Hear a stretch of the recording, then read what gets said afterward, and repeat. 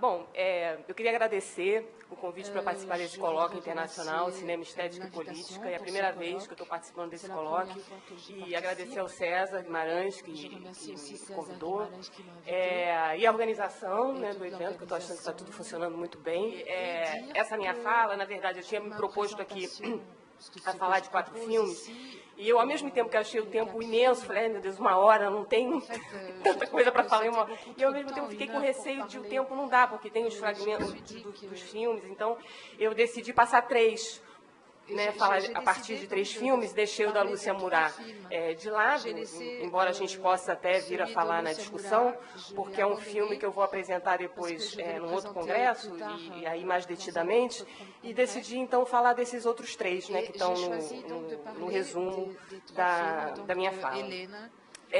E, de fato, né, eu acho que a Silvia já apresentou bastante bem, né, essa mesa, assim, inicialmente, porque a gente está nesses 50 anos do golpe. Eu acho que tem essa questão da disputa pela memória da ditadura, ela está, né, presente, de algum modo, e, sobretudo, em muitos documentários, né, assim, recentes, com essa dimensão subjetiva, sobretudo, né, autobiográfica, isso reaparece com uma certa insistência, né? Então, assim, de fato, foi um momento oportuno, né, que eu não tinha me dado conta quando eu comecei a trabalhar esses filmes, e agora junta com essa questão mesmo dos 50 anos do golpe. Bom, então eu vou ler devagar, porque eu acho que fica mais fácil para a tradução e também para eu não me perder. Bom, o título da minha fala é As Imagens do Cinema e a Disputa pelo Acontecimento Histórico. Eu queria dizer, de mais nada, que se trata de uma pesquisa inicial, né, começou no ano passado. Eu estava escrevendo meu projeto para o CNPq, e o foco estava em alguns documentários da década de 80, na verdade, né, que se debruçavam sobre as memórias da ditadura, justamente no processo de abertura, e do golpe. Eu partia da premissa de que filmes, aí vou falar dos mais clássicos, né, embora tenha um conjunto grande de filmes na década de 80 que retomam, né, essa memória recente, na época, que era justamente o período da ditadura.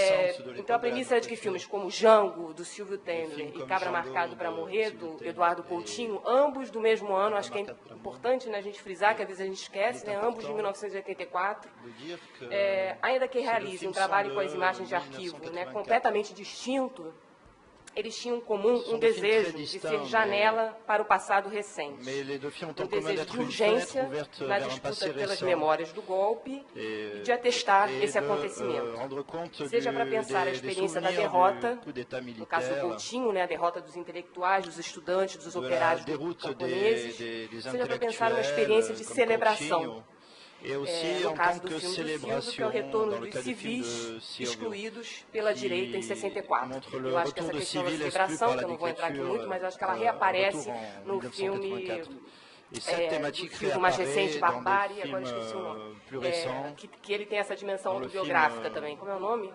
Utopia e Barbárie, né? Eu acho que, de novo, a gente tem uma dimensão celebratória, né, que é interessante, né? Se a gente pega, por exemplo, o filme da Flávia, que eu vou falar, da Flávia Castro, Diário de uma Busca, é muito mais uma dimensão de derrota, né, do que propriamente de celebração desses que retornam, né? Então, enfim, são umas das dimensões.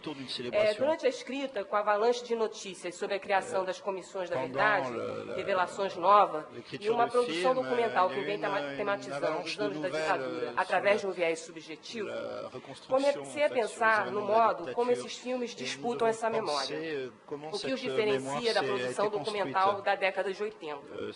Em comum, nesses filmes recentes, a ideia de que não houve e não há informações desse período e que essa lacuna pode funcionar como justificativa narrativa para uma busca. O que estou chamando aqui de disputa pelo acontecimento histórico é o modo como o cinema recente tem feito da memória da ditadura um campo de disputa. O modo como cada filme toma posição diante das imagens. o modo como faz escolhas, como determina um conjunto de escolhas.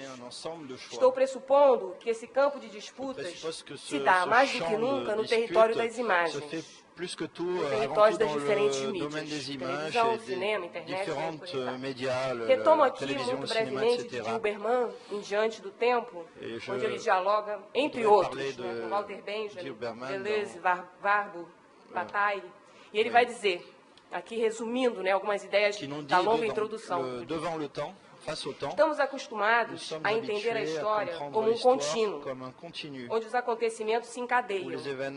Mas os acontecimentos estão numa relação de sobreposição no tempo. Eles são camadas, são estratos. O acontecimento instala uma crise de sentido na história. Ele estanca temporariamente o seu curso. O que de Dilberman vai apontar é que para existir plenamente numa cultura, o acontecimento precisa de um trabalho de memória, de um tempo de adaptação, um tempo de sedimentação. Ou seja, é um trabalho longo, lento, que passa pelo rearranjo das representações que temos, cada um de um evento que passou e que permanece, que nos solicita de algum modo. Por mais informações dessa época que venham à tona hoje, e a gente vê que elas estão vindo diariamente na imprensa, vejo em parte dessa produção documental a afirmação dessa lacuna. A lacuna como abertura para que o filme enverede por um caminho poético, inventivo, sensorial. A lacuna como um dado constituinte dessas imagens e que indica a relação sempre defasada entre o acontecimento e seus modos de representação. Uma defasagem que pode colocar o acontecimento da ditadura no centro do debate, não só da historiografia, mas da prática artística cinematográfica. Filmes como, vou citar alguns, só para a gente pensar um pouquinho no panorama maior, filmes como Uma Longa Viagem, da Lúcia Murad, Diário de uma Busca, da Flávia Castro, Helena, Petra Costa, Memória para Uso Diário, da Beth Formaggio, Utopia e Barbárie, do Silvio Tender, Os Dias com Ele, da Maria Clara Escobar, são reveladores desse momento do país onde se engendra lentamente a reivindicação pela memória dos 21 anos da ditadura, com a abolição de crimes e de torturadores, com a abertura dos arquivos secretos, com a restituição da verdade em torno dos desaparecidos e dos assassinados pela repressão política. Com a instalação da Comissão Nacional da Verdade, em maio de 2012, o debate sobre o significado dessa memória revelada ganhou um impulso inédito. Os filmes que trouxe para discutir aqui hoje, Diário de uma Busca, de 2010, Helena, de 2013, e Os Dias com Ele, de 2013 também, são filmes que exploram as possibilidades performativas da memória. Chamo de performativa o modo como a memória, nesses filmes, é trazida à cena, metamorfoseada à imagem. O modo com que o presente, como o tempo próprio da memória, é convocado a compor a cena, seja através de objetos, de corpos, de gestos, de sons.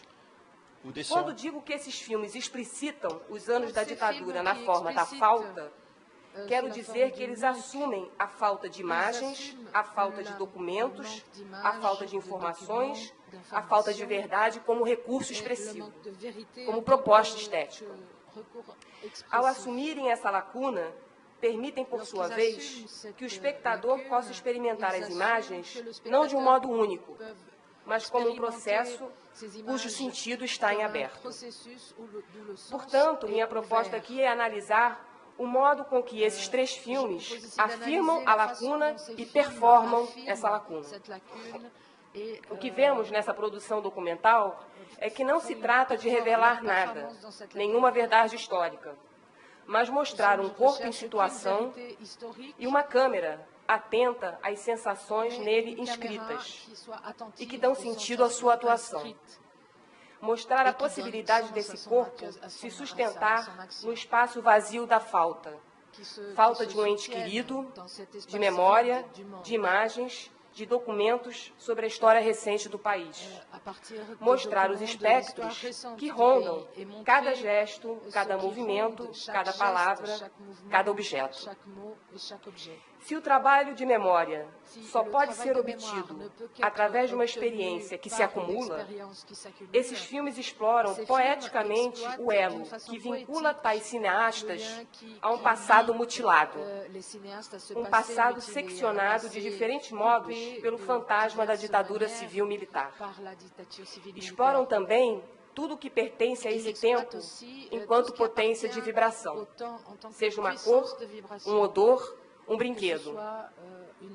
No filme de Flávia Castro, Diário de uma Busca, eu vou mostrar depois uns pedacinhos dos filmes, a realizadora conta a história do seu pai, militante, que saiu do Brasil em 71 e voltou com a anistia em 79. O filme volta aos países do exílio, que são também os países da infância da cineasta. Assim como a infância semeia instantes de júbilo, diz o filme, também semeia momentos de dor. A materialidade dessa dor é apresentada através dos planos de brinquedos solitários e desprovidos de seus pequenos seres curiosos. Brinquedos cuja paralisia parece exalar os espectros da finitude. Flávia Castro diz num debate ocorrido na Biblioteca Nacional, eu estou agora aqui sem o nome do evento, né, que foi no final do ano passado, onde ela participou, enfim, de um evento sobre exílio e imagens. E nessa palestra ela fala, entre outras coisas, a seguinte frase: falar das crianças que acompanharam os pais que lutaram contra a ditadura, fora do Brasil, é falar de um exílio invisível, sobre o qual ainda foram colocados pouquíssimas imagens e pouquíssimas palavras. Fecha aspas. Seu filme, ao meu ver, traça dois caminhos. De um lado, ao menos inicialmente, ele busca o esclarecimento da morte misteriosa de Celso Gay de Castro, pai da documentarista. Por outro lado, busca aspectos da experiência pessoal da própria realizadora. As imagens reiteradas dos brinquedos, que essa é a ênfase que eu vou dar nessa minha fala, parecem dizer que é preciso parar diante do tempo dessas imagens, né, para despertar suas virtualidades adormecidas. Flávia Castro segue no filme o caminho das cartas deixadas pelo pai, do seu próprio diário, dos espaços vividos em países diversos, das lembranças de parentes e companheiros da militância política de seus pais, de fotografias da família e arquivos de jornais.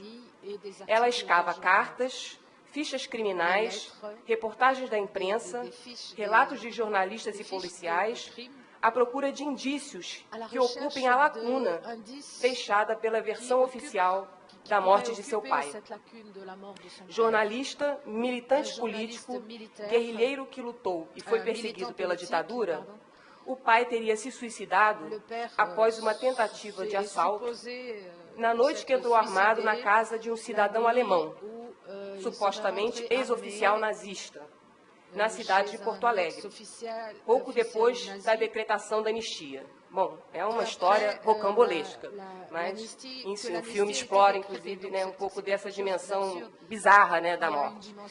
Retomar essa investigação encerrada, um desfecho e elucidação duvidosos, constitui apenas um dos fios narrativos da trama do filme. Flávia, ora acompanhada da mãe, ora acompanhada dos irmãos, percorre cidades, ruas, no Chile, na Argentina, na França, no Brasil, procurando identificar lugares esquecidos e encontrar vestígios de uma infância vivida no exílio. As cores das frutas apodrecendo no quintal da casa, os parques despovoados, os brinquedos congelados pelo tempo, ganham todos uma dimensão afetiva, como se cada objeto fosse depositário de uma história íntima, portador de rastros de uma infância invisível. Em 71, Flávia, com então 5 anos, segue com o irmão rumo ao Chile, aonde os pais, militantes do Partido Operário Comunista, se refugiam para escapar da prisão no Brasil. Os anos seguintes traduzem-se em constantes fugas e perguntas não respondidas. Cito algumas das perguntas que ela faz ao longo do filme. Por que alguém, o pai, tem que viajar justamente no seu aniversário, seu dela, né? Por que ela, Flávia, não pode falar o nome do pai, só o codinome? Por que ela e o irmão não podem ir à escola como outras crianças? Por que, dentro da escola, eles não podem responder à pergunta da professora sobre a profissão dos pais? São perguntas que ela se faz, né? O filme explora a problemática experiência da infância no exílio e solicita que Flávia retorne à casa dos brinquedos sem ânima, brinquedos inertes que pontuam o filme como um refrão. O escorrega na praça, a cadeira de balanço, a bicicleta encostada na parede, a mesa de totó, os soldadinhos de plástico, todos ocupam na imagem um lugar sem ocupante. Como se tais imagens, filmadas em planos fixos, retirassem do brinquedo seus afetos e suas memórias para devolver ao espectador a artificialidade crua de sua materialidade. Bom, vamos ver então um trechinho aqui do filme da Flávia dentro dessa questão aqui que eu estou colocando.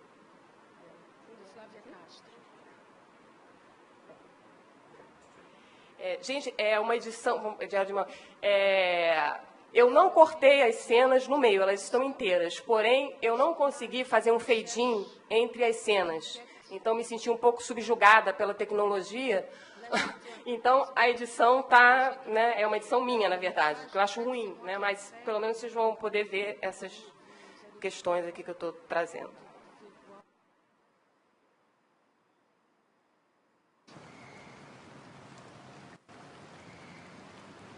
Uma mala aberta sobre a cama, as mãos da minha mãe jogando roupas dentro, meu pai indo e vindo. Faço perguntas, mas não entendo que viajem de repente no dia do aniversário do pai. Ninguém viaja no dia do seu aniversário. O silêncio deles me irrita e revelo então a lista de presentes que ele não ganhará, já que não vai estar conosco. Meu pai sorri, mas não me responde.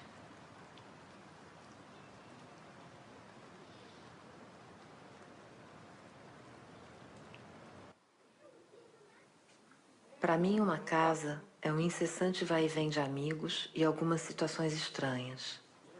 Um dia, meu pai pendura um grande lençol separando a sala em dois. De um lado, Paulo Brasil. Do outro, um militante que eu não conheço. Os dois conversam demoradamente, sussurrando, separados pelo lençol. Fico intrigada. Minha mãe me explica discretamente que eles não podem se ver se não vão brigar. Resolvo então ajudar a reconciliá-los, fazendo numerosas idas e vindas entre os dois lados do lençol.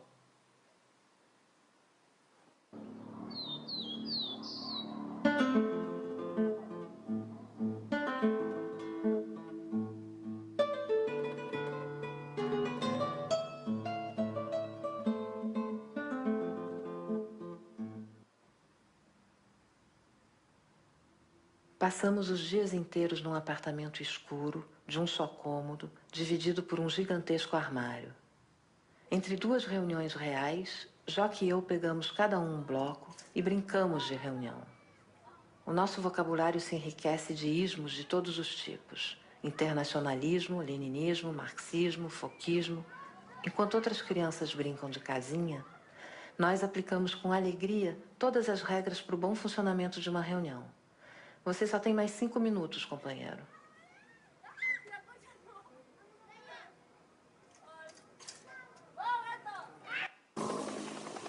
Santiago, 11 de septiembre de 1973.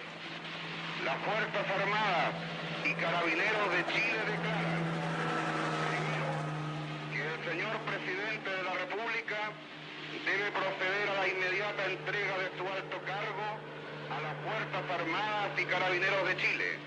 Segundo, que las Fuerzas Armadas y el Cuerpo de Carabineros de Chile están unidos para iniciar la histórica y responsable misión de luchar por la liberación de la patria del yugo marxista y la restauración del orden y de la institucionalidad. Firmado Augusto Pinochet Ugarte, general de ejército. Pode acender.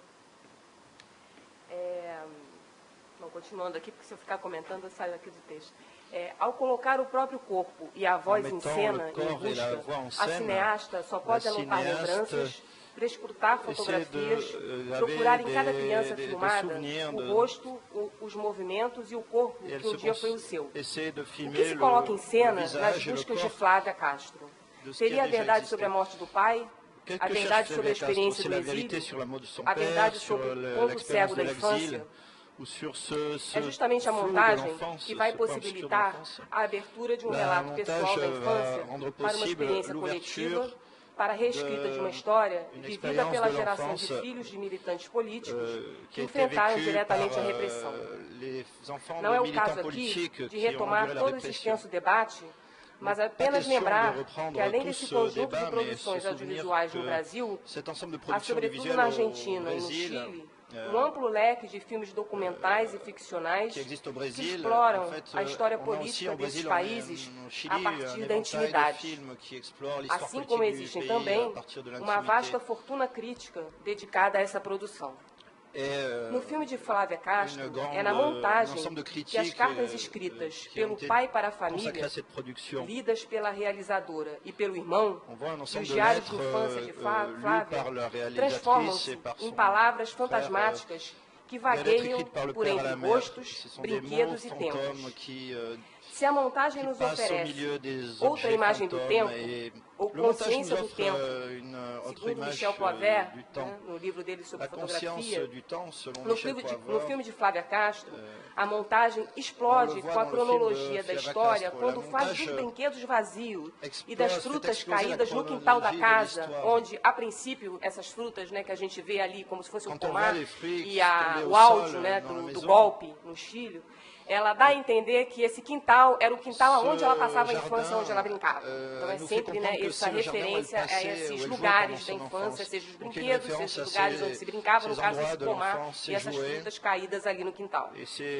Então, como eu estava dizendo, a montagem explode com a cronologia da história quando faz dos brinquedos vazios e das frutas caídas no quintal da casa imagens fósseis da infância, imagens petrificadas. Diário de uma busca apresenta os brinquedos em toda a sua estranheza, tipo fóssil. A tentativa da realizadora de reconectá-los com seu passado não chega a neutralizar seu poder perturbador. Nessa edição eu esqueci de colocar a mesa de Totó, agora revendo. Como se as imagens dos brinquedos juntassem histórias e memórias que estão perdidas ou encobertas no movimento desenraizante do exílio. Os planos fixos e longos parecem querer escavar nos brinquedos as camadas afetivas que neles tomam forma material. Os traumas que neles estão incrustados, a história de interações afetivas que eles codificam. O escorrega no parque, os soldadinhos de plástico, a cadeira de balanço, são, nessa perspectiva, brinquedos fósseis, que ganham sentido na medida em que o passado do exílio que evocam não acabou. Eles aparecem no documentário como testemunhas silenciosas da história. Testemunhas de um tempo que é passado e presente, carregando consigo relações sociais, desterritorializações forçadas e histórias esquecidas. Se, como coloca Jean-Marie Gagneban, a imposição do esquecimento se dá como um gesto forçado de apagar e de ignorar, de fazer como se não houvesse tido tal crime, tal dor, tal ferida do passado. Para o militante que sofreu a tortura, ou aquele que teve que fugir do seu país, o esquecimento se torna uma estratégia de sobrevivência, a maneira possível de expurgar a memória da dor. Diferentemente da experiência dos filhos, o esquecimento dos pais parece se tornar um dos modos possíveis de apagar a memória do golpe quase mortal que sofreu seu desejo. No filme, as imagens fixas de objetos da infância e a narração suave de Flávia Castro parecem documentar as relações afetivas que os brinquedos carregam com eles. A presença discreta desses objetos, embora pareça dizer que não há muito o que olhar neles, lembra que tais objetos, na sua mudez, foram efetivamente expostos àqueles eventos, que de algum modo os brinquedos fotografaram aqueles acontecimentos, como se tais imagens fossem vestígios do que foi enterrado, do que uma vez existiu e que se tornou pedra. Bom, corta, vamos para Helena, para depois a gente pensar essas diferentes imagens e o modo como eles estão lidando com essa, que eu estou chamando aqui de lacuna. A voz que acompanha a narração de Helena é da própria Petra Costa, tentando escavar essa presença e ausência da irmã mais velha nas imagens de vídeo da década de 80, nas fotografias, nas cartas enviadas em fitas cassetes, cartas sonoras, enviadas por Helena do tempo que ela viveu em Nova York. O filme fala da presença fantasmagórica dos mortos, que se faz notar em velhas fotos, em filmes, nas casas que habitaram, nas roupas que não lhe servem mais, e nas lembranças que deixaram. O filme embarca numa jornada interior de Petra em busca de Helena, sua irmã, que pôs fim à vida em dezembro de 1990, quando a diretora tinha apenas 7 anos. Refazer a viagem para Nova York, andar pelas ruas e esquinas da cidade, assim como entrar no curso de teatro e querer ser atriz, eram desejos de Helena e da mãe de ambas, que Petra, a realizadora, retoma para si, repetindo e encenando situações, estados de espírito. Revisitar suas paisagens de infância é perceber que tais lugares são, na verdade, palimpsestos, continuamente redesenhados. Ainda que o filme seja farto em material de arquivo da irmã adolescente, né, filmes que Helena realizou, Helena no grupo teatral Boi Voador, etc., não há praticamente imagens de Helena pequena. A nítida fotografia dela, ainda criança, presa num porta-retrato, lentamente se esvai numa torrente de imagens fluidas. A gente vai ver daqui a pouco. São traços de rostos femininos, de paisagens desfocadas, que se sobrepõem, formando camadas de memórias fugidias. A imagem do porta-retrato, que evoca brevemente a infância de Helena, parece estar no filme apenas para favorecer a pergunta crucial feita pela realizadora ao modo de uma carta endereçada à irmã. Ela pergunta: como será, Helena, que esse tempo da infância clandestina ficou na sua memória, no seu corpo? Petra Costa se refere ao tempo da ditadura civil-militar no Brasil, ao período que seus pais viveram com a irmã pequena, escondidos na clandestinidade. A mãe, em plena juventude, troca o mesmo sonho de ser atriz de cinema pela paixão por um jovem politizado e militante. Juntos, participam de passeatas e entram na militância política, se tornam integrantes do Partido Comunista do Brasil, o PCdoB, em Belo Horizonte, e são presos. Grávida de Helena, a mãe é impedida pelos companheiros de participar da guerrilha do Araguaia, de onde poucos militantes saíram vivos. Antes mesmo de nascer, portanto, caberia a Helena, segundo o filme, assumir o seu destino mítico e heróico, o de ser responsável pela sobrevivência da família e viver o incômodo de uma infância sem imagens. Uma infância marcada pela vigilância e pela impossibilidade de estabelecer laços afetivos com outras crianças como ela. Não há videocaseiros, há poucas fotografias, não há relatos dessa infância, não há lembranças. Trata-se de uma lacuna no tempo da memória, de um não lugar no espaço da cena do filme.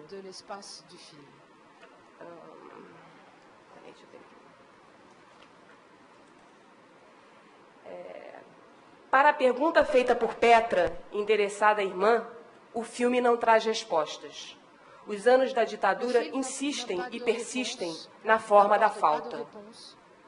Na década de 80, diferentemente, Helena ganha uma câmera VHS e com ela filma a irmã pequena, filma os espelhos, filma a babá. Do mesmo modo, é filmada pela mãe, contracena com a irmã, dança sozinha, dança com o pai. A câmera dispara situações e funciona como mediadora de relações no espaço vivido. E no espaço vivido, no espaço privado. São os anos de abertura política, do início da redemocratização do país e de mudanças de cunho social, político e econômico. Essas imagens caseiras, na sua aparente harmonia feliz, ela até vai dizer, brincando, que parecem imagens que saíram da publicidade, né, do filme de publicidade dos anos 50. Então, essas imagens caseiras, na sua aparente harmonia feliz, evocam a recente finalização da ditadura, em 1985, e o momento da abertura política. Os anos da repressão e a experiência da clandestinidade não serão mais evocados ao longo do filme, mas se mantêm vivos, presentes, como um fantasma que flana por entre as imagens e a história daquela família. Se todo o arquivo é feito de lacunas, a imagem fugidia de Helena, criança, no porta-retrato, revela a memória de cada documento que não diluiu ao longo do tempo. Como se a infância clandestina e a ditadura, temas apenas tangenciados pelo filme, fossem um sintoma do próprio filme. Uma espécie de brecha, o grão de não sentido que paira sobre as imagens. Essa lacuna é importante porque é em função dela que as encenações e as reencenações se fazem. E, de fato, as reencenações são um procedimento bastante reiterado, né, ao longo do filme e até gera críticas, né, no sentido de um excesso, mas eu acho que é importante esse excesso dentro dessa sintomatologia, vamos dizer assim. Repetir e reencenar como procedimento estético capaz de ativar no cinema muitos outros significados quando não pretendem apenas reconstituir o que ocorreu. Aqui, esses recursos aparecem para estimular sentidos que não foram atribuídos ao acontecido. Reencena-se a morte, a dor, a culpa, para exaltar a possibilidade de olhar essa história mais de uma vez, de trazer outros posicionamentos e considerar os seus efeitos. Bom, a gente vai ver então um trecho de Helena, e é curioso falar isso, porque quando eu estava editando, depois fui olhar as imagens, cheguei à conclusão que o Helena é o que está com o maior tempo, está com 7 minutos. Eu acho que é curioso que eu vou falar muito dessa ideia de uma imagem excesso no filme, de uma dimensão excessiva, que passa por tudo. E na edição me dei conta que eu também me excedi no tempo aqui, então acho que é curioso pensar isso. Então é uma edição que está um pouco maior, né? Mas eu acho importante porque eu vou falar de algumas coisas aqui depois. C'est important parce que ça fait partie des choses dont je vais parler tout à l'heure.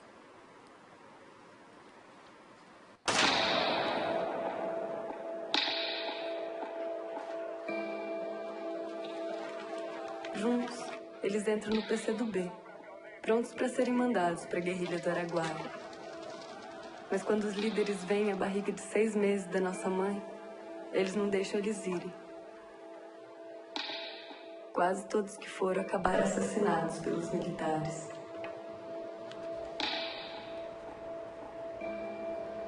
Foi você na barriga da nossa mãe que o salvou.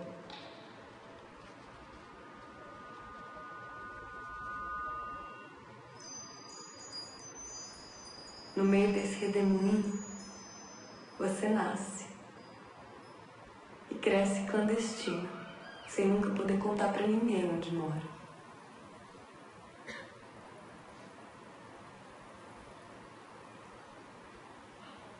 Como será que esse tempo ficou na sua memória, no seu corpo?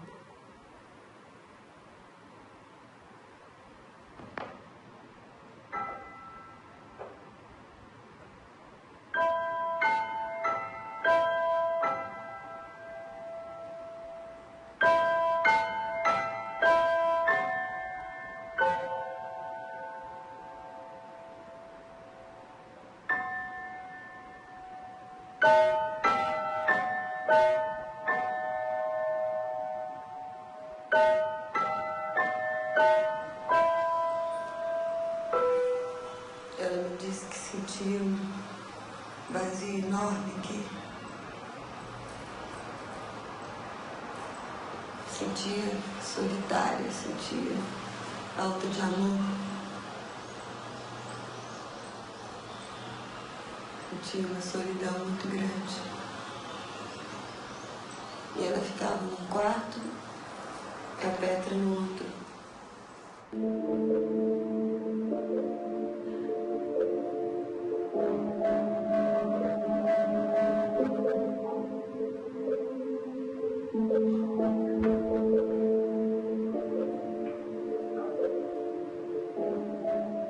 Me olho no espelho e não vejo nada atrás dos meus olhos.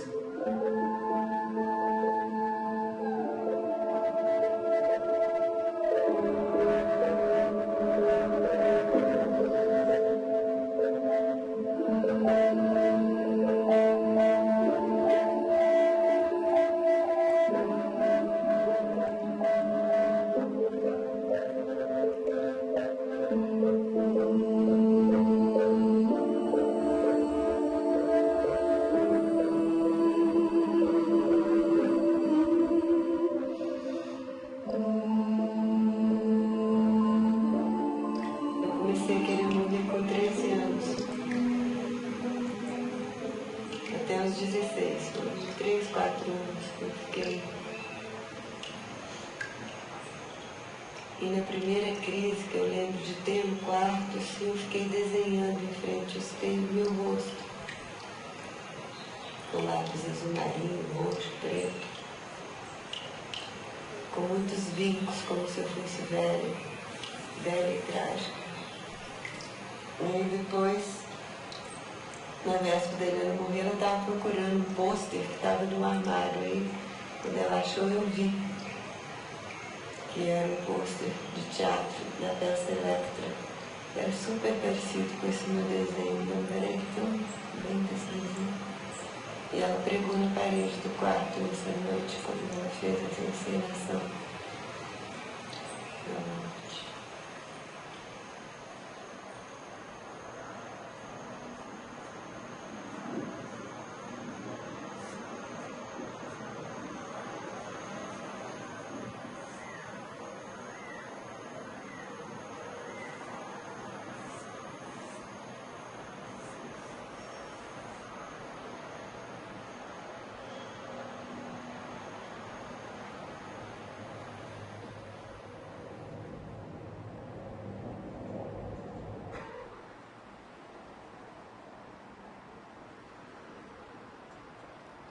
Me afogo em você, e em férias.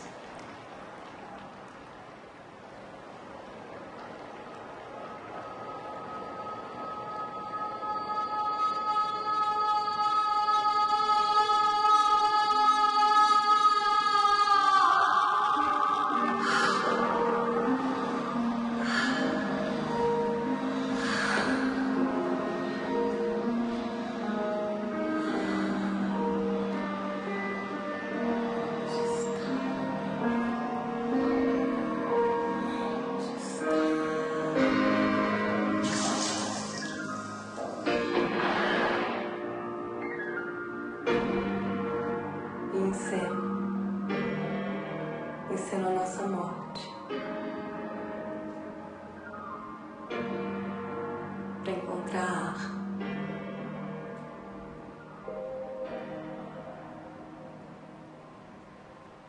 Para poder viver.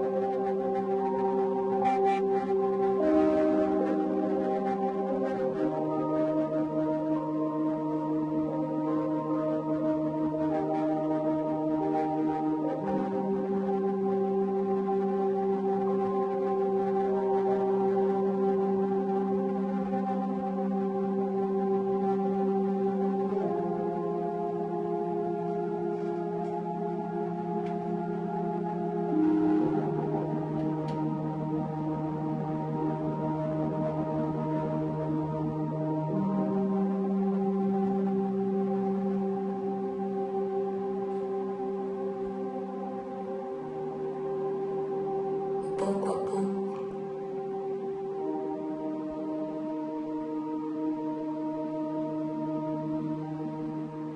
as dores viram água.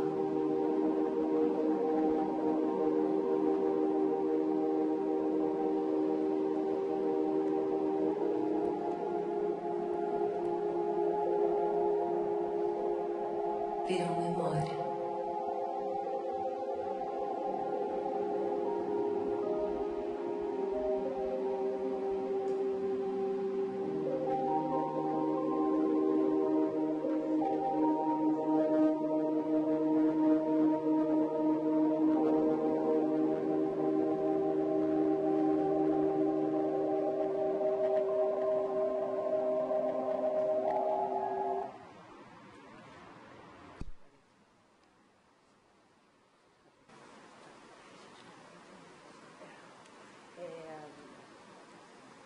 Então, é na possibilidade de reencenar e reviver a dor C'est que dans la Petra encontra a força possibilité de transformadora remettre en e scène, de disruptiva revivre do la cinema. douleur que Petra Para além do trouve sentido la force mimético do transformatrice termo du representar, cinéma. encenar seria aqui abrir a possibilidade Mettre en scène de serait fazer la aparecer possibilité algo de novo faire na apparaître quelque cena. chose de nouveau dans la Para a historiadora de cinema Sylvie Rollet, Pour é l'historienne na du cinéma Sylvie reencenação de Rollet, gestos do c'est dans la passado remise en scène que de nasce gestes du passé uma imagem que capaz naît une de image fazer capable testemunhar de não só faire quem estava témoigner presente no momento do pas seulement les gens acontecimento, qui étaient présents mas au o próprio moment de l'événement, espectador, mais le spectateur imerso lui-même, no fluxo do filme. immergé dans le flux du film. A encenação e a reencenação A mise en scène, favoreceriam, a remise en scène, portanto, a favoriserait expansão dos donc sentidos, l'expansion da des percepção, sens, de la da perception, memória. de la mémoire. Daí o excesso em Helena, de Et donc, corpos em situação, l'excès em de cena, corps en situation em dans ce gestos. film É o excesso como l'excès dans imagem. les gestes, O c'est excesso l'excès como comme experiência image, daquele l'excès que não comme, suporta a dor de ser expérience abandonado de celui qui e ne que se supporte pas suicida la mergulhando na peine, correnteza le do chagrin d'être rio. abandonné, Ofélia, et de se William suicide en se Shakespeare. jetant dans le Me courant afogo em du fleuve. você, me afogo em Ofélias. Dans Ophélia, Frases que de William ecoam Shakespeare. ao longo do filme. Je Se me o elemento noie en toi, je água me noie é um dans motivo Ophélie, visual c'est la phrase recorrente, qui revient e dans eu le tenho film. vários momentos, eu não vou citar aqui os vários, Il y né? a, Lembro que Bachelard, no livro A plusieurs Água e allusions os à Sonhos, ce ensaio passage sobre a d'Ophélie dans le imaginação da film, matéria, comme dans le sugere livre que de a água Bachelard, é um elemento l'eau capaz de et les transbordar rêves. sensações. Bachelard É o elemento suggère da que morte l'eau jovem est e bela, l'élément qui permet de florida, transborder da les morte situations. florida, C'est o celui elemento de da la morte mort sem fleurie, orgulho le- nem celui de la vingança, mort sans do suicídio orgueil et masoquista. sans São vengeance. palavras Du suicide do masochiste, Bachelard. selon Bachelard. sont No ces mots. filme, a água se materializa Dans em le film, sonhos, l'eau se obsessões, matérialise en rêves, frases, obsessions, formas. phrases et en formes. A encenação e a reencenação La no mise seu en scène excesso et la remise en scène dans é a l'excès, mãe, é Petra, é Helena, c'est é celle de Electra, la mère, multiplicam de Petra, a sensação de Electra. de um emaranhado de fios no peito, la sensation na d'un cabeça, enchevêtrement de na fils, garganta, que não deixa respirar. sur le- Tem várias cenas no filme, poitrine, essa sur repetição, le- essa la reiteração gorge, dos gestos da mão no respirar, peito, respirer. da mão na cabeça, On voit plusieurs né? A ideia moments du mesmo film, de uma la main angústia posée que sur le precisa cœur, la ser main posée sur la multiplicada, tête, né? l'idée Por d'une essas angoisse três qui doit être mulheres que parecem multipliée espelhadas par ces ao longo do trois, filme, que é a Helena, films, a irmã ces trois realizadora femmes qui se e a reflètent mãe. dans le film. Bom, tentando... vamos agora Helena, cortar e vamos para os dias Isadora com ele e para eu Lamela. tentar finalizar aqui dentro do meu Essayer de tempo. conclure A aussi, câmera... pour Bom, agora respecter vamos o para os dias com ele, tá? Da Maria Claro. Maintenant, je vais parler de A Dias câmera com ele, les jours silenciosa avec elle, passeia por uma avec lui de pequena casa em Maria Portugal, por alguns de seus cômodos apertados, Se por passe suas dans paredes une petite descascadas. maison de Portugal, Essa é a casa onde vive há 12 anos o vivre dramaturgo, depuis 12 filósofo ans, e intelectual dramaturge, Carlos philosophe Henrique Escobar. intellectuel, Carlos É Henrique também um Escobar. espaço onde ele e a filha Maria Clara se encontram por alguns dias para realizar um filme sobre o encontro dos dois, sobre as memórias de um ex-militante preso e torturado pela ditadura, sobre as memórias de uma filha cujo pai ela mal conhece. Nesse encontro, há constantes duelos entre os dois. São os confrontos entre a cena e os bastidores, entre o que está na frente e por trás da câmera, entre as falas em off da documentarista e as falas interiores à cena do pai, entre a intimidade de uma família e a história política do país. Tais embates sobre o que deve ou não ser perguntado, partilhado, silenciado, constituem a própria cena do filme, cena forjada por desacordos que fendem o seu interior. Quando o pai sugere à filha como deveria ser a abertura do documentário, isso logo no início, e ele diz, já que se trata de um filme pessoal, tem uma ironia aí, implícito nessa frase está não um conflito de interesses, mas uma diferença no sensível, um desacordo sobre os próprios dados da situação, que é o encontro dos dois. Há uma espécie de refrão ao longo do filme. Peraí, pai. Não fala ainda. Espera. Esse refrão é estratégico para o seu funcionamento. Como se tais solicitações explicitassem a lacuna da difícil relação dos dois em toda a sua complexidade. Se Maria Clara parece ceder em alguns momentos aos desejos do pai na direção e concepção dos planos, as imagens, contudo, são friccionadas violentamente pelas vozes e sons do fora de campo, que subjugam e tensionam as cenas. É num desses embates, depois de alguma insistência, que a filha arranca do pai o testemunho sobre a tortura que sofreu quando preso no Brasil em 1973, por conta do seu envolvimento com o pensamento comunista. O trauma incomunicável é evocado pelas lembranças do cheiro do capuz colocado pelos policiais no momento da prisão, do grito da amiga e do sangue na sua roupa branca, da mão que segura a sua ferida e pede tranquilidade, do som enlouquecedor da sirene, dos choques elétricos pelo corpo molhado. O enquadramento é fixo e o relato surpreende pelo que possui não só de inesperado, mas porque explicita que todo testemunho não apenas conta histórias. Antes, é um gesto que reafirma sua crença no presente ao oferecer seu corpo e sua vida ao outro.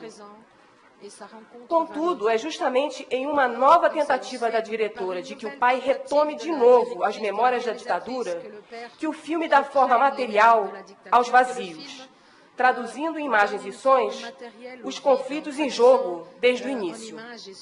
Trata-se da imagem da cadeira que solicita a entrada de Maria Clara na cena. Por trás da câmera, a documentarista insiste que seu pai leia um documento do Departamento de Ordem Política e Social, o DOPS, autorizando sua prisão.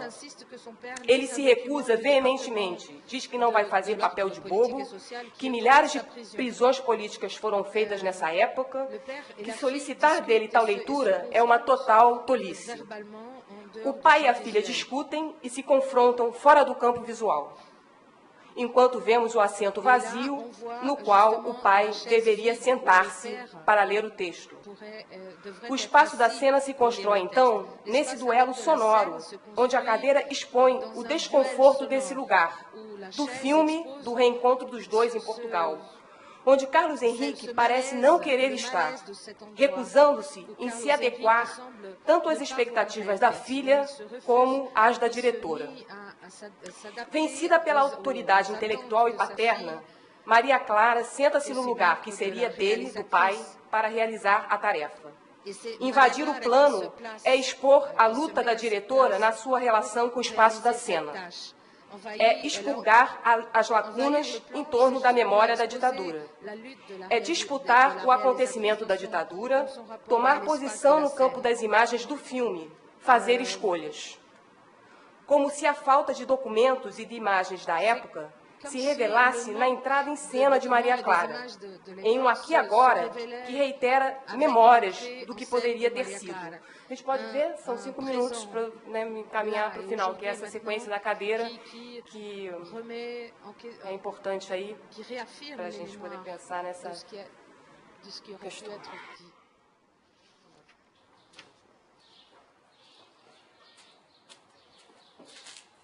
Preciso disso, preciso? Você vai ver, você que faz aqui. Eu quero que você leia. Quem? Queria que você lesse. Ah, eu não tem sentido. Isso eu posso falar, sem ler. E tudo isso é deles, é uma mentira. Sim, pois é a burocracia deles. Exatamente. E é morto. Oh. Você não sente isso? Você já viu entrevista de alguém mesmo? Não, porque eu tenho suas entrevistas, mas eu gostaria de Porque isso é uma versão... Há crimes, você entende? Imensos e incríveis. Mas isso todo mundo sabe. Você entende como é que fica bem insípido? Eles abriram o cara, quando foram presos 10 mil, o que você vai falar para você? O que você vai falar para você? Uma coisa que durou quase 20 anos? Você entende? Sim. E tem várias maneiras de você estar participando. Sim. Você entende? Aí, às vezes, quando você está participando melhor, é o que você tem que não falar. Sim. Você entende? Senão, você está glorificado. E no meio dessa confusão toda, as suas perguntas é de quem está filmando outra coisa, não a mim. Quer dizer, você já disse, está filmando você e não sabe direito o que houve. Você entende? Talvez não saiba direito quem você está filmando. Você entende? Nem sabe o que ele fez, nem sabe se ele tem importância, se ele não tem importância. Por isso que eu disse para você que isso pode virar que a tua saída seria fazer isso virar uma coisa estética. Você entende? Não um documento. Você entende? Porque aí você tem que estar mais informada, mais detalhada. Você está informada, meu Deus, informação do pessoal do exército ou da polícia que matou os caras, que fez... Você está muito... Eles só podem te desinformar. Não me tome muito como... Já te pedi isso. Como alguém que você possa usar, mas é assim que você tem que usar, secundariamente, ou, você entende? Olha o meu pai, não sei o que tal. Porque o que eu tenho de melhor, você entende? Encheria o filme. Se eu vou fazer papel de bobo ali, eu fico um bobo mesmo, você entende? Não sou bobo, você entende? Não fui em nenhum momento da minha vida, você entende? Nem como preso comum, nem como preso político, nem com os amigos, nem com ninguém, nem com as mulheres, etc. Você entende? Me dei mal, mas claro que um cara com esse temperamento, essa minha história, que vem de minha mãe, então claro que o que eu vou fazer? Eu não sei o que dizer para você. Por exemplo, eu posso dizer para você, não hoje, amanhã, de quem você,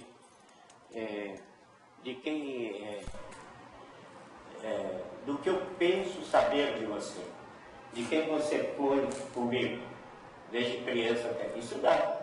Olha, diz respeito ao seu filme, mas contar coisas da minha vida, nós teria que ser um filme sobre mim. E mesmo assim, eu teria antes que organizar um roteiro para saber de que partes da vida eu estou falando para fazer uma articulação. Entende? Mas, se for o meu papai, basta uma fotografia, 2 ou 3 ou 4. Não faz ele falar demais dele que... Você entende? Não é meu papai. Mas é você. A história do meu país também, a história do meu pai, a minha história. Que história? A vida é tão terrível que nós hoje conversando aqui assim, é história, mas também não é nada. Você vai fazer uma coisa boba. Não uma coisa boba e narcísica. É um horror. Aí você não está destinado a isso. Você procure outra coisa. Uma coisa que você entre, entende? Assim, que você entre de peito aberto, mas você não está querendo gostosura, você não está querendo falso. Você acha que eu estou em gostosura aqui? Não estou em gostosura. Não, gostosura. Não se jeita para falar gostosura. Tem gostosura maravilhosa. Não é isso, aqui mas tem... eu acho que se eu fizesse gostosura, eu estava fazendo uma coisa muito mais fácil. Não acho isso fácil. Isso é que eu quero ver no fim. Isso é que eu quero ver no fim. Isso eu quero ver no fim. Amanhã. Tá bom.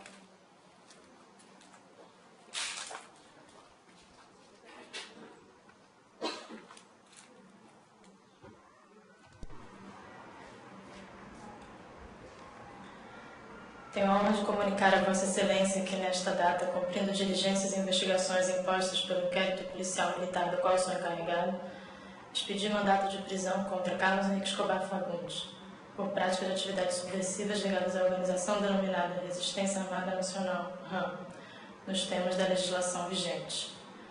Informo, outrossim, a Vossa Excelência que os citados indiciados se encontram presos em dependências do Primeiro Exército.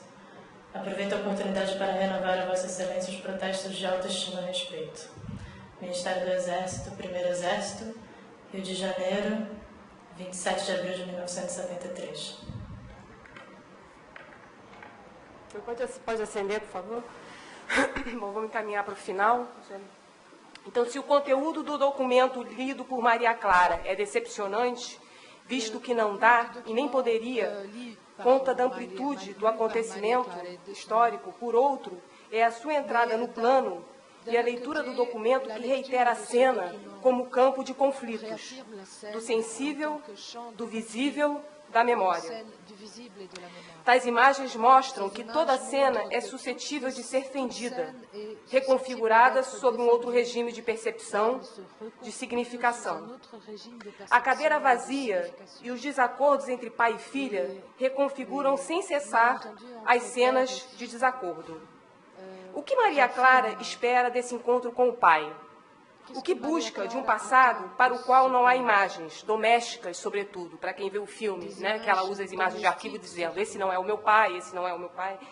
Se sua resposta parece clara, reconstruir através do cinema uma história pessoal apagada pela falta de convivência com o pai e cruzá-la com a história política do Brasil, a militância paterna e a experiência da tortura, as tensões entre o político e o privado permanecem e se dão, sobretudo, no espaço sonoro da cena, quando o pai está em campo e sistematicamente questiona o projeto da filha, no contracampo ou no anticampo, para usar uma expressão do Omon, que o André Brasil retoma numa fala, num texto da Compós, e que eu acho que talvez fosse interessante pensar a partir dessa ideia do anticampo.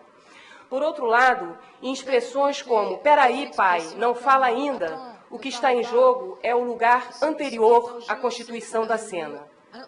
Até que ponto o dramaturgo não sabe que a câmera o está registrando nesses momentos de espera? Será que realmente não escuta as perguntas da filha? É provável que esse lugar anterior também seja desde sempre parte da cena. A imagem da cadeira vazia é o único momento onde o entrevistado, depois da discussão em off, se retira, recusando-se a performar e exigindo com isso a entrada de Maria Clara.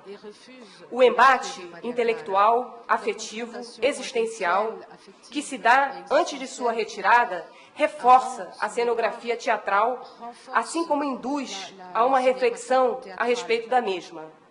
O que se representa aqui? O que se teatraliza? Que escolhas formais são feitas para a apresentação desse desentendimento? Como situá-lo espacial e temporalmente? Diante da câmera, não podemos esquecer. Há, entre outras coisas, um dramaturgo. Os Dias com Ele mostram que o desacordo não é apenas um conflito de interesses. Não se trata disso. O que ele institui é o que pode ser o interesse, quem pode ser visto como capaz de lidar com interesses sociais, subjetivos, estéticos, e quem supostamente não pode. Esse que não pode, ou não poderia, no filme, irrompe a cena. E, ao fazê-lo, suspende o sentido daquilo até então dado como natural. Bom, vou fechar agora aqui, né? A partir de uma ausência íntima, de um irmão, um pai, um tio, parece ser uma característica de parte da produção documental brasileira recente. A falta de imagens e de documentos soma-se à lacuna íntima. Trata-se de filmes em que os diretores estão presentes na imagem, imprimindo na mesma uma dimensão confessional, autobiográfica, ensaística, onde importa o processo de entender o presente e suas relações com a memória, através do enfoque subjetivo do passado.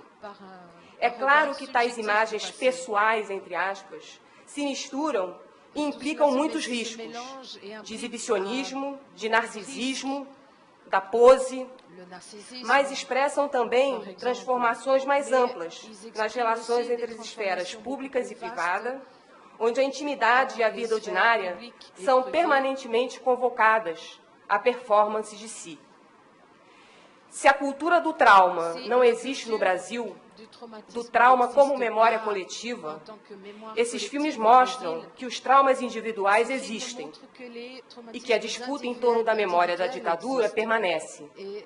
A memória dos filhos, dos que foram presos, torturados, dos que se exilaram.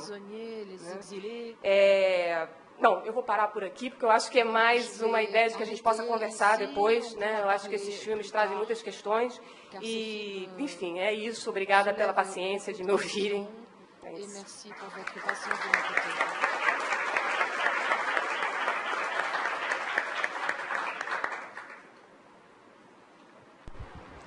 Bom, obrigada, Andréia. Merci, Andréia.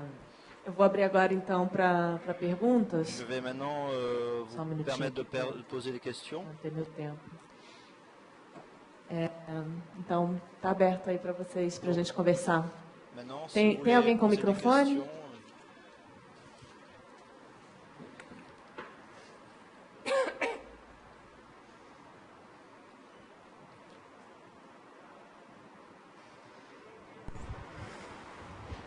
Oi, André, super legal.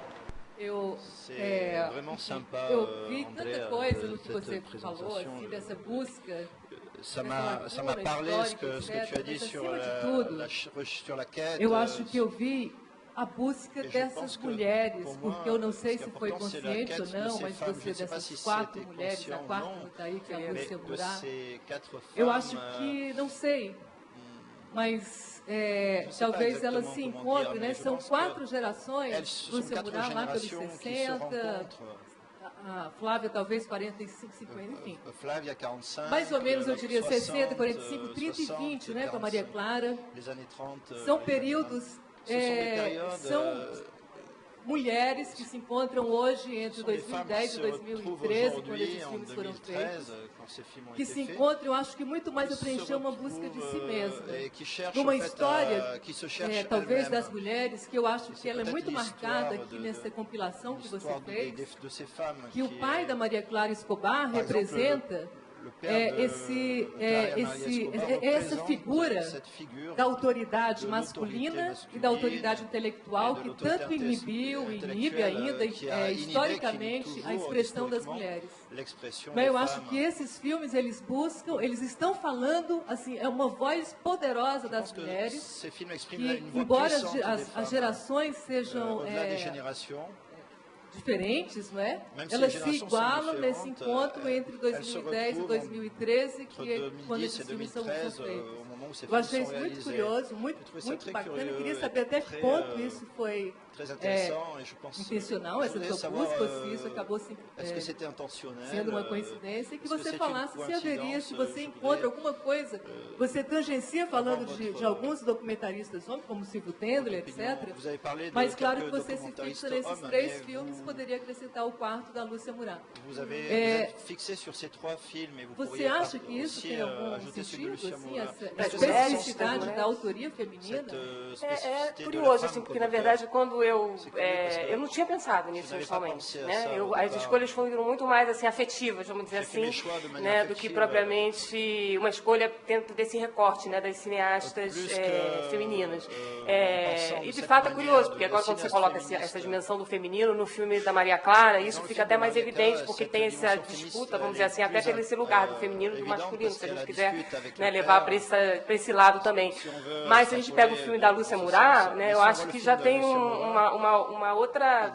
outro jogo ali na cena, né, que o irmão, né, ele vem como uma memória da contracultura, se a gente quiser, uma memória do hipismo, uma memória, né, das drogas, que a gente tem também pouca imagem, né, desse período, né, em termos de cinema e tudo. Então, eu acho que ela entra num outro viés aí, né, que é justamente resgatar um pouco dessa memória da cultura hippie, né, que vem um pouco pelo irmão. E nesse caso aí a gente já não tem nessa questão que eu acho que é muito presente no filme da Maria Clara, que é essa disputa, né, pela cena. Eu acho que no filme da Lúcia Moraes isso já não se coloca, me parece, né?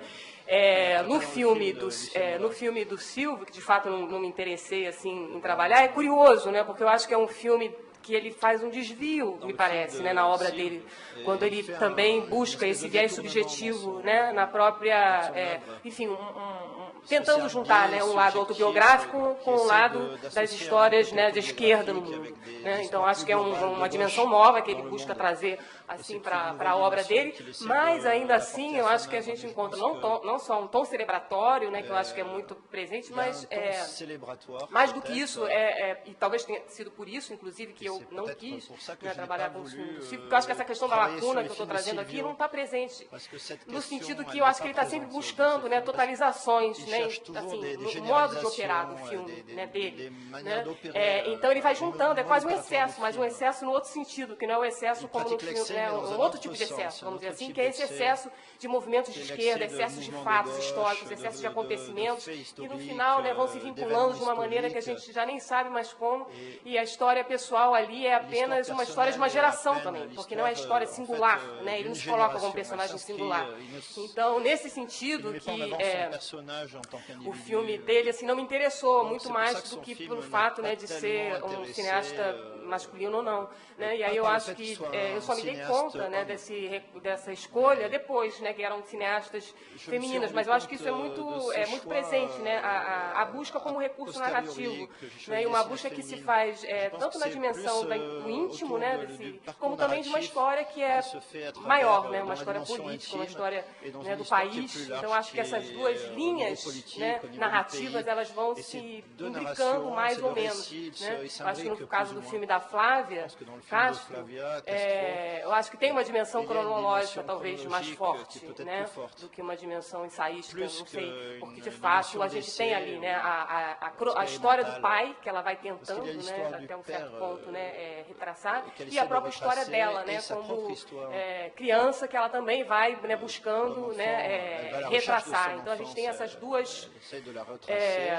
histórias, né, que vão se dando paralelamente, e eu acho que o filme em nenhum momento ele está se questionando, né, enquanto escrita, né, só no momento do encontro dela, da conversa dela com o irmão, né, quando o irmão questiona, né, o projeto do filme. Eu acho que ali sim a gente tem uma atenção a respeito do fazer filme, desse gesto, né? Mas, no geral, o filme tem essa abordagem assim mais, né, mais de um resgate, né, dessas duas histórias, né, que eu acho que são presentes nessa produção, né, uma história íntima de um lado e uma história mais política, né, por outro, né. Então, aí sim eu acho que essas lacunas acabam se juntando também, né, essa lacuna íntima, que é sempre a perda de algum parente, né, e essa lacuna maior que a gente vive, que por mais que informações que possam vir agora, né, ditadura, essas informações todo dia temos, vai haver sempre um rearranjo nas representações desses vazios que permanecem, né? Eles não vão ser preenchidos. Então, acho que eles estão trabalhando de alguma forma com isso. Et on essaie de travailler d'une certaine manière avec cela, à partir de cela.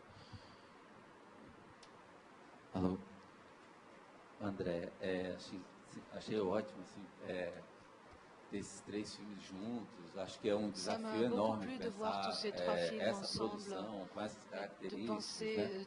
Eu me perguntaria, eu fiquei me perguntando duas questões assim.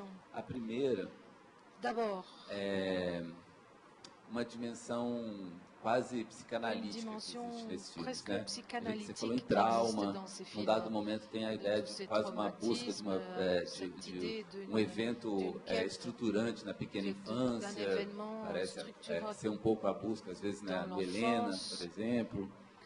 Ao mesmo tempo, em dois deles, uma hipercentralidade paterna, né? Vai resolver um problema de relação de poder ali, onde o pai está encarnando, né? Mas acho que todos esses elementos que eu estou aqui meio atabalhadamente organizando pelo viés psicanalítico, me parece que eles explicitam uma certa hipercentralidade do sujeito, na verdade, nesses filmes, né? Uma hipercentralidade, na verdade, dos problemas desses sujeitos mesmos, do indivíduo que está ali nos filmes, né? E aí eu fico me perguntando como que a dimensão histórica ela entra em disputa, uma vez que o que parece estar no primeiro plano da disputa é um problema do sujeito com a sua máquina, com a sua rede que o constitui, com seus próprios processos subjetivos, né? Colocado de outra maneira em relação a Helena, por exemplo, às vezes a ditadura ela é muito mais algo que pode explicar certas coisas do que propriamente uma disputa que se faz em torno da ditadura, né? A mesma coisa talvez em relação aos dias com ele, né? Então eu acho que é um desafio mesmo para a gente, né, pensar como que a ditadura, como que essa história pode estar em disputa, apesar da hipercentralidade dos problemas subjetivos. E outra, isso é, digamos assim, o primeiro comentário. O outro comentário diz respeito, sobretudo ao Dias de Busca e ao Helena, que apesar de todas as diferenças, né? Perdão, Diário de uma Busca e Helena, que apesar de todas as diferenças, tem é o efeito da sua fala que já permite uma transversalidade. Mas os dois filmes, parece que tem um engajamento muito grande do espectador, que passa pelo excesso, mas passa pelo excesso melodramático, né? No Diário de uma Busca, o momento que ela lê a carta do pai, por exemplo, né, que ela chora, e é um momento extremamente emocionante, apesar dela não fazer uso de recursos mais explícitos, assim, da escritura cinematográfica ao melodrama, mas no caso do Helena, esses recursos são uma constante, assim, né? Esse modo de engajamento do espectador pelo melodrama. Eu fico curioso também da gente pensar como um código bastante organizado, digamos, da escritura cinematográfica, pode fazer parte dessas disputas pelo acontecimento histórico, né? Ou se, no caso de Helena, por exemplo, aí estou falando de algo muito efeito sobre um espectador específico, no caso eu, né? Como que a relação com esse código não pode ser também um modo de desengajamento em relação à própria disputa histórica. Um código do melodrama. Exatamente. Ou, porque no caso do Helena, estão todos muito presentes, né? As texturas das imagens que hipertrofiam o sofrimento subjetivo dos indivíduos, né? Essa relação familiar que é enfatizada, como você colocou, né? A câmera que se desloca e vai em direção à mão do peito, o lugar em que ela coloca a mãe para reviver a morte da irmã, a música constante, a textura das imagens, sem nenhum preconceito por princípio a esse tipo de utilização, mas parece que esses códigos, eles tensionam mesmo essa disputa, percebe? Porque a disputa, de alguma maneira, ela é um lugar de invenção. Que lugar a história tem na invenção, tanto desses sujeitos quanto da própria história, né? E, por outro lado, como que essa disputa pode se efetivar se ela é lugar de invenção? E para que essa invenção seja feita, eu preciso usar de elementos tão instituídos com os quais eu já reconheço ou minha adesão ou a minha recusa. Ótimas questões, colocações. Não sei se consigo responder a tudo. Acho que são mais coisas para pensar, né, na verdade, mas eu diria que, né, uma das questões que você traz, que eu acho super importante, né, que você falou aqui, dessa hipercentralidade do sujeito, isso parece muito, assim, presente nesses filmes todos, mas nos dias com ele, eu acho que essa disputa, como ele está falando aqui, se dá muito aí, né, e de alguma forma o pai, quando ele diz, olha, o seu projeto vai ficar bobo, isso vai ser apenas uma vaidade, parece que ele está apontando para esse risco, né, justamente dessa hipercentralidade, de alguma forma, né, ou desse voyeurismo, dessa dimensão hiper subjetiva. Então, acho que o conflito se dá na cena nesse sentido, né? Eu acho que o pai está, né, apontando para esse risco o tempo todo, né? Então, é interessante nesse sentido. Eu acho que o filme, de fato,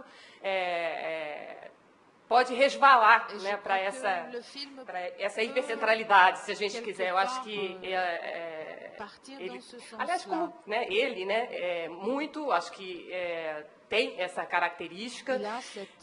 Todos têm, na verdade, né? Agora você falando assim, eu fico pensando nessa dimensão, né, do sujeito, embora no filme Helena, quando você fala, né, dessa hipercentralidade paterna, que eu vejo muito claramente no filme da Flávia, né, até porque a premissa do filme, né, seria justamente, de alguma forma, tentar, né, desvendar aquela morte estranha do pai, e também no filme da Maria Clara, né, quer dizer, essa questão do pai é muito presente, essa figura, mas no filme da Petra Costa, né, eu já acho que é uma outra coisa, porque ali, de fato, são as mulheres, né, que se espelham o tempo todo, e o pai, quando aparece, ele nem fala, né, então as mulheres têm uma pregnância muito maior ao longo do filme, não é à toa, né, quando ela faz essas relações entre Electra, nessas figuras míticas, né, essa figura feminina que está ali em cena, né, e é espelhada, né, multiplicada, então ali eu já não vejo tanto essa figura. Então, eu acho assim, que de fato, acho que você traz um ponto, né, que é pensar, né, nessa centralidade do sujeito. Eu acho que acaba aparecendo numa fricção com a história do país, né, com essa história política que se dá, mas às vezes parece que o sujeito acaba tomando a cena, né, mais do que isso. No caso do filme da Flávia, né, eu acho que talvez seja onde ali a gente tem, de fato, como ela vai para esses países do exílio, né, e busca, né, de alguma forma, ela está numa busca, né, muito clara ali de alguma coisa que ficou para trás. Eu acho que essa questão dos brinquedos, ao meu ver, quando eu vi o filme a primeira vez, eu fiquei muito mobilizada, né, pelo modo como... Então, que depois eu conversei com ela e ela falou, Andréia, nossa, que incrível, eu não tinha pensado, tinha muito mais imagens de brinquedos para usar e não usei, né, porque eu acho que, de fato, os brinquedos, eles aparecem ali como essa infância, né, que é a infância do exílio, porque não é qualquer infância. É claro que a gente pode até nos identificar no sentido que toda infância, né, no limite, é um ponto cego, mas eu acho que ali ela traz de uma outra maneira, né, porque tem uma certa nostalgia, né, que atravessa aqueles brinquedos e tudo. Agora, de novo, eu acho que tem também essa questão, não sei, estou pensando aqui da centralidade do sujeito, né, porque o filme ele não se questiona enquanto escrita, né, a não ser no momento do encontro com o irmão. Então, de fato, a gente tem de novo uma centralidade aí desse sujeito, né? Assim, eu fico pensando, estou pensando agora aqui, vocês podem falar também que eu estou pensando. O Helena, eu acho curioso, porque, na verdade, o processo do filme foi muito longo, né? Assim, pelo que eu vi de entrevistas dela e tudo, porque, de fato, inicialmente, o projeto era fazer um filme sobre Helena, né? Sobre a irmã. E, à medida que ela foi reescrevendo o roteiro, foi reeditando, ela viu que, enfim, que o filme não poderia ser isso, tem que ser sobre ela também, sobre a relação dela com a irmã, sobre a relação dela, né? Então, de alguma forma, né, o filme resgata esse lugar, né, do sujeito. Parece, não sei. E essa questão do melodrama, que eu diria que é quase um viés romântico que eu vejo muito presente no filme, por exemplo, da Petra Costa, né? Um certo romantismo, né? Que eu diria assim, que aparece fortemente, inclusive até numa coisa que eu nem entrei aqui, no fato do modo como o filme foi divulgado, né? Que foi muito criticado por isso, né? Na internet, nas redes sociais, né? Colocando depoimentos de atores e tal. Mas é curioso, porque se a gente vai no conteúdo dessas chamadas, né, para o filme, que são chamadas publicitárias no limite, né? Muitas dessas chamadas estão justamente trabalhando com esse lugar do melodrama e do romântico, se a gente quiser, que é Helena misteriosa, Helena isso, Helena aquilo, quer dizer, criando todo um suspense, toda uma expectativa com relação a esse personagem, que vai entrar justamente nesse lugar, né, de uma certa engrenagem romântica, melodramática. Então, o próprio modo de divulgar o filme, né, que foi tão criticado, acaba entrando por aí, né, criando essa expectativa com relação a esse personagem romântico, né, que se suicida, né, por quê, né, por amor, por conta de um corpo que não está conforme, enfim, a gente pode, né, especular, o filme dá algumas, né, marcas disso, mas de fato, né, a gente tem aí essa questão do melodrama e do romântico, né, eu diria, mais especificamente aparecendo com força no caso do filme do Helena, né? Enfim, né, mas eu acho que são coisas aí para a gente pensar. Bom dia, André. Obrigado pela sua palavra. Eu gostaria de fazer só duas observações. Andrea, je voudrais faire deux remarques E justamente pelo Diário de uma Busca não ter uma autorreflexividade pontuada, eu acho que ela não questiona o próprio narrar, não questiona o próprio filme, eu acho que isso é um senão muito sério do filme. Justamente por isso, eu acho que as qualidades que você deu aos brinquedos e aos planos fixos que ela compôs, demasiado talvez, porque são os brinquedos que ela realmente brincava, entende? São os brinquedos que ela realmente usava? Foram esses brinquedos realmente testemunhas daquilo que se passou no exílio? Então, a pergunta que o narrador de Santiago faz, revendo aquelas imagens, e depois de analisá-las com um olhar crítico com a passagem do tempo, diz o seguinte: é preciso olhar com uma certa desconfiança, né, como nós buscávamos o plano, etc.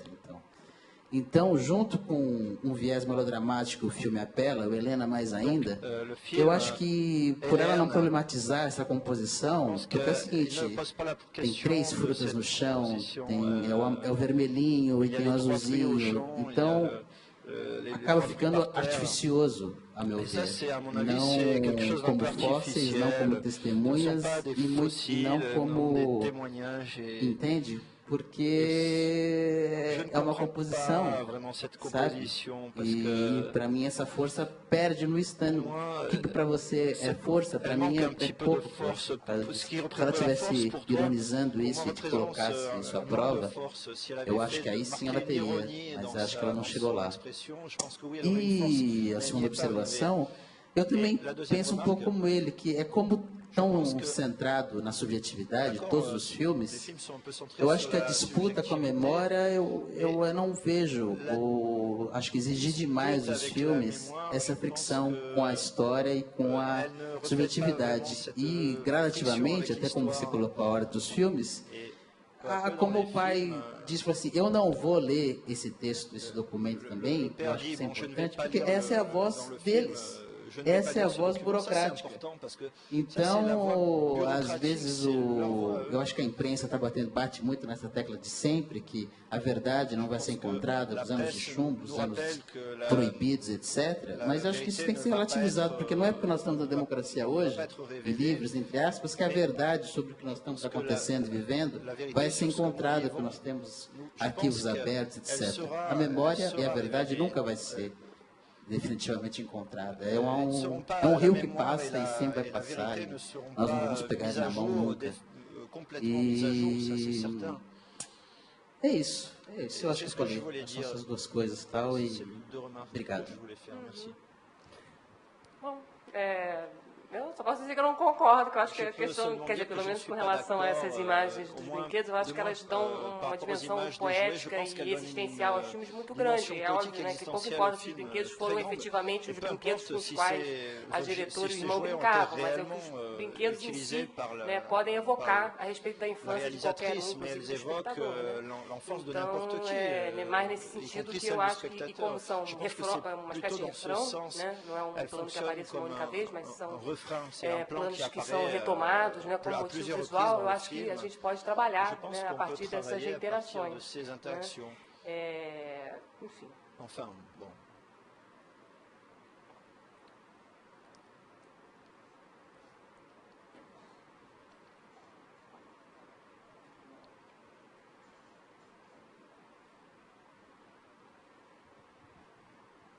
Oi, Helena.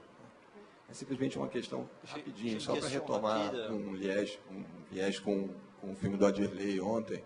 Seulement pour refaire un parallèle avec le film d'Adirley. Você pegou um conjunto de filmes que tratam a relação subjetivada da vivência histórica por um encontro de gerações, né? E como o seu tema é o tratamento da memória, e a gente está falando aqui da recuperação de documentos, a gente ainda está abrindo isso, né? A gente, no fundo, está tratando de uma coisa muito semelhante ao que ele tratou, que é uma memória construída a partir da negação institucional da existência dessa memória. Não no caso do Helena, na verdade, é o único filme que eu não conheço. Estou fazendo aqui um paralelo entre eles dois e a história do Adirley, porque todas tratam de traumas. No caso do Adirley, inclusive, ele trata de traumas no corpo. Humano. E ontem a gente estava falando uma série de coisas sobre o afastamento. A questão, o filme do Adirley? Se chama Branco Sai, Preto Fica. Tá? Rapidamente é a história de amigos de infância que num baile soul, num baile charme, né, dos anos 80, numa blitz da polícia, essa frase é dita, preto fica, branco sai, e a polícia vem para reprimir. Nessa movimentação da fuga, dois amigos sofrem traumas para a vida inteira. Um perde uma perna e o outro fica paraplégico. Essa história ela é recontada a partir de uma fabulação subjetiva que os personagens vão fazer, que é a proposta do Adirley para eles. De uma certa forma, é o mesmo tipo de fabulação que a gente vivencia aqui. E ontem foi dito isso. Não importa tanto a verdade histórica, né? Mas havia um mote no filme do Adirley que havia um homem que fazia uma viagem intertemporal, né, interespacial, para buscar as provas que poderiam executar o Estado. Ou seja, que poderiam provar que sim, que a polícia interferiu e é responsável pela lesão daquelas pessoas. Como, de uma certa maneira, as duas tentam fazer, buscar provas. Né? Então, nesse sentido, ler a documentação do DOPS é uma reivindicação coletiva e social. Então, eu queria te fazer a pergunta muito simples. Até que ponto nós estamos, assim, no Brasil, vivenciando com esse cinema novo, um fazer cinema que está referenciado em conversar sobre as gerações. As gerações estão tentando conversar para trazer uma memória que foi achatada pelo processo institucional e político brasileiro. É uma boa pergunta. Assim, o que eu acho é que a gente tem ainda, né, se a gente for fazer uma comparação, desculpa, assim, a produção cinematográfica no Chile, na Argentina, a gente tem uma quantidade, né, muito maior, né, de filmes dessa nova geração, justamente, né, tentando pensar, né, esse passado. Agora, é interessante a gente pensar também que no caso do Brasil, né, que também não sou uma historiadora, mas o que a gente pode pensar é que, de fato, a abertura se deu a partir de uma negociação, né? Eu acho que isso é muito importante a gente pensar, né? Foi uma memória negociada, né? E talvez por isso essa lacuna na produção audiovisual que agora muito ainda assim, discretamente vem, né, aparecendo, né? E aí sim eu concordo. Eu acho que tem aí uma disputa de gerações, ou um diálogo entre gerações, né? Mas de fato tem esse diferencial, né, com relação a esses outros países, onde, né, essa memória, né, essa ideia de redemocratização, de uma abertura democrática, que eu acho que o Silvio Tendler, ele compra essa tese, né, nos filmes dele. Não é à toa que, né, tem esse tom celebratório, né, enfim, mas assim, só para, né, pegar essa tua ideia, né, de que de fato eu acho que esses filmes eles aparecem a partir desse fundamento aí de uma negociação, né, que é diferente de uma contenda.